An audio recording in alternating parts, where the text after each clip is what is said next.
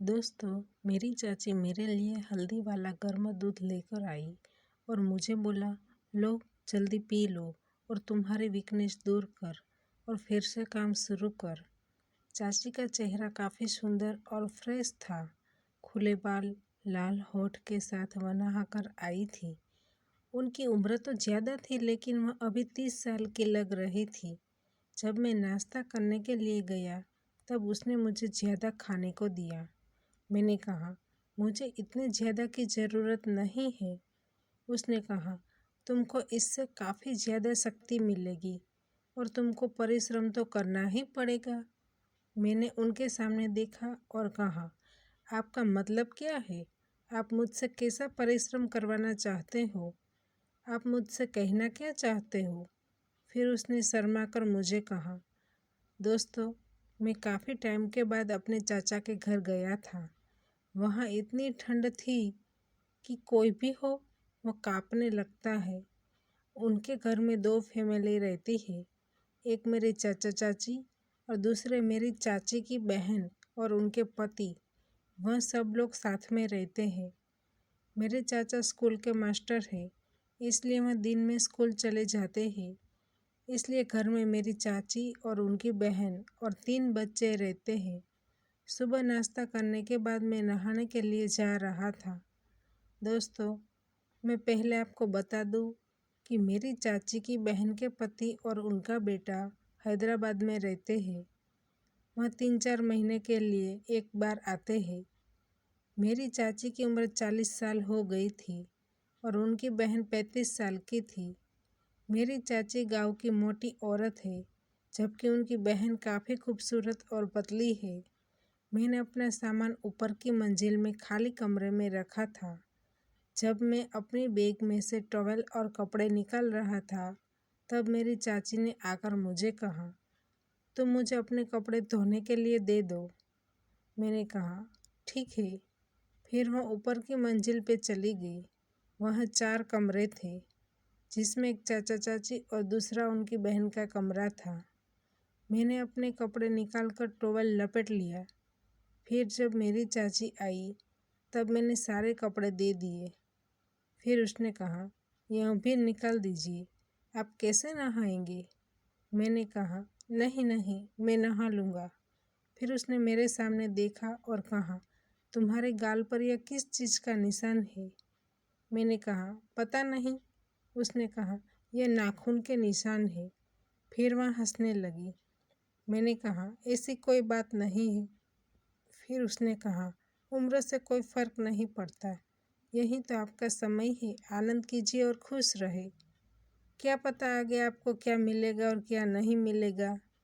जब आपको यह नहीं मिलेगा, तब आपको अपनी ज़िंदगी से समाधान करना पड़ेगा।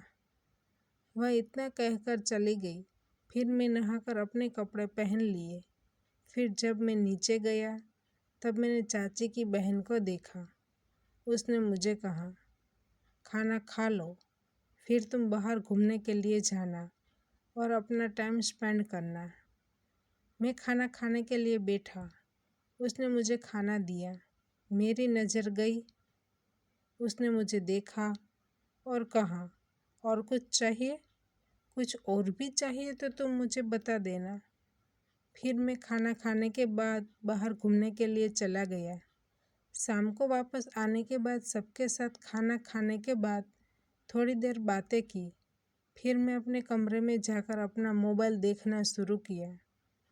मैं मोबाइल में चैटिंग कर रहा था। ऊपर की मंजिल में चाची और उनकी बहन का कमरा था।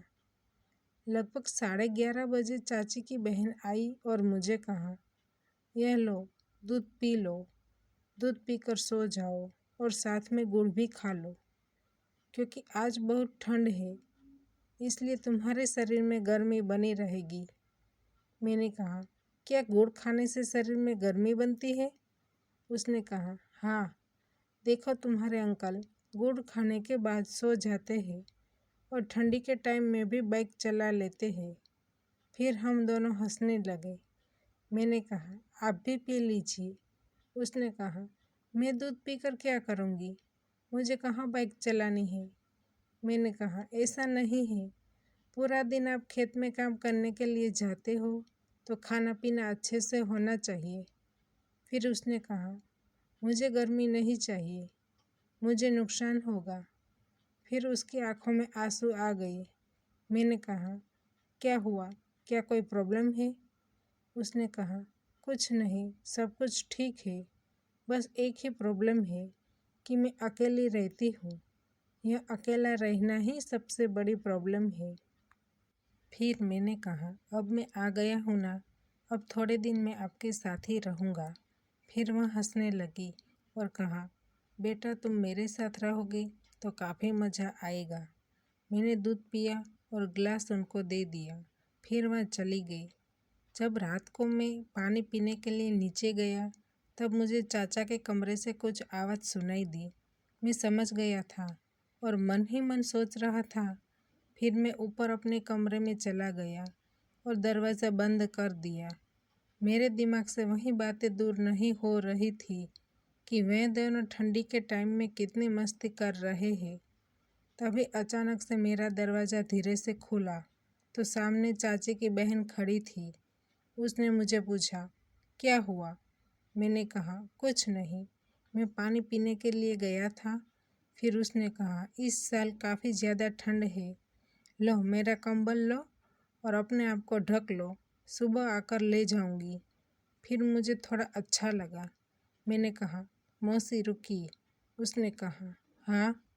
फिर मैंने कहा, मैं जब नीचे गया था तब मैं चाचा के कमरे के पास से गुजरा। मुझे कुछ आवाज़ सुनाई दी। फिर मैं समझ गया और सोच रहा था कि इस ठंड के मौसम में फैमिली के साथ रहने का यही एकमात्र रास्ता है। फिर वह भी समझ गई और उसने कहा, इतनी ठंड में फैमिली का आनंद ही कुछ और होता है। मैंने कहा, आप इतनी चिंता मत कीजिए। उसने कहा, क्या मैं यह कर सकती हूँ? यहाँ मेरा कौन है? फिर मैंने कहा, आप बैठकर बात क्यों नहीं करते हो? उसने कहा, रात का टाइम है इसलिए बाहर आवाज़ आएगी तो लोग क्या सोचेंगे। तभी नीचे से आवाज़ आ रही थी। फिर उसने हंसकर कहा, बदमाश, किसका इंतज़ार कर रहे हो? दरवाज़ा बंद कर। मैंने दरवाज़ा बंद कर दिया। फिर कहा, आप अकेले कैसे रहते हो? उसने कहा, मुझे जीना पड़ रहा है। फिर उसने कहा, चलो हम थोड़ी देर बैठकर बातें करते हैं। फिर हमने थोड़ी देर बातें की। फिर उसने कहा, अब तुम सो जाओ। मैंने कहा, यह दूसरे पलंग पर आप सो जाइए। उसने कहा, क्या तुम डर रहे हो? मैंने कहा, नहीं, आपको अच्छा लगे इसलिए। उसने कहा, मुझे सुबह जल्दी उठना पड़ेगा क्योंकि सुबह उठकर कोई देख लेगा तो क्या सोचेगा। फिर मैं कंबल ओढ़कर सो गया और देर रात तक मोबाइल देखता रहा। रात के लगभग 2 बजे थे। वह करवटें बदल रही थी। मुझे लगा कि वह जाग गई है, इसलिए मैंने उसको बुलाया। उसने कहा, क्या है? मैंने कहा, आपको ठंड लग रही है या फिर नींद नहीं आ रही है? फिर मैंने कहा, आप यह कंबल ले लो। उसने कहा, तुम क्या करोगी? मैंने कहा, मेरे अंदर काफ़ी ज़्यादा गर्मी है। यह सुनकर वह हंसने लगी। फिर उसने जो गुड़ दिया था वह मैंने खाया। अब मेरा मूड बन गया था। मैंने कहा, नीचे आओ। उसने कहा, ठीक है। उसने कहा, कुछ हुआ? तो मैंने कहा, जब तक मैं हूँ तब तक तुम आनंद कर लो। उसने कहा, तुम पागल हो गए हो। फिर मैं अपना कंबल लेकर उनके पास गया। मैंने कंबल से ढक दिया। वह फिसल गई। फिर वह कहने लगी कि मैं मौके की तलाश में ही थी। मैं उनको देख रहा था। मैंने उनको कहा, आप महान हैं। उसने कहा, मैं महान हो गई हूँ। मैंने कहा, यह कैसे हुआ? उसने कहा, ऐसा एक बार ही हुआ है, अभी तो टाइम काफ़ी है। अब मुझे भी आनंद आ रहा था। मैंने कहा, अभी मेरा खेल बाकी है। उसने कहा, मैं यहीं हूँ, कहीं जाने वाली नहीं हूँ, बस 2 मिनट इंतज़ार कीजिए। 1 घंटे से ज़्यादा समय बीत गया था। थोड़ी देर के बाद वह वापस आई और ठंडी के मारे काँप रहे थे। पानी भी बर्फ़ बन गया था। मैंने कहा, क्या आपने यही देखा है? उसने कहा, हाँ, इसलिए तो मैं हाथ साफ करने के लिए गई थी। इसलिए ठंड लग रही है और मुझे वह साफ करना था। मैंने कहा, मैं कैसे साफ करूं? उसने कहा, मैं पानी लाती हूँ। अब उसको कंबल के नीचे पसीना हो रहा था, इसलिए उसने कंबल को हटा दिया। फिर हम दोनों सो गए। वह सुबह 4 बजे उठ गई। मैं अभी भी सो रहा था। मैं 9 बजे उठा। फिर गर्म कपड़े पहनकर मैं दांत साफ करने लगा। फिर वह गर्म दूध में हल्दी मिलाकर लाई और मुझे कहा कि जल्दी पी लो, फिर नाश्ता कर लो। मैंने देखा कि उनके चेहरे पर चमक थी। खुले बाल, लाल होठ के साथ वह नहाकर आई थी। ऐसा लग रहा था कि 30 साल की हो। फिर वह मुझे खाना देने लगी। रोटी में गुड़ और घी डाला। मैंने कहा, यह ज़्यादा है। उसने कहा, नहीं, ठीक है, इससे तुमको ज़्यादा शक्ति मिलेगी। तुमको तो परिश्रम करना ही है। मैंने उनके सामने देखा और कहा, आपका कहने का मतलब क्या है? उसने कहा, कुछ नहीं। मुझे लगा शायद वह गुस्सा हो गई थी। फिर मैंने उनको काफ़ी मनाने की कोशिश की। मैं 7 दिन तक चाचा के घर रहा। तब तक मैंने और चाची की बहन ने काफ़ी आनंद किया। तो दोस्तों, हमारी कहानी यहीं पर समाप्त होती है। आपको कहानी पसंद आई है तो वीडियो को लाइक करें और शेयर करें, और चैनल पर नए हैं तो चैनल को सब्सक्राइब करें, और हाँ, नोटिफिकेशन बेल को ज़रूर दबाइए ताकि आने वाली अगली अपडेट आपको सबसे पहले मिल सके। धन्यवाद।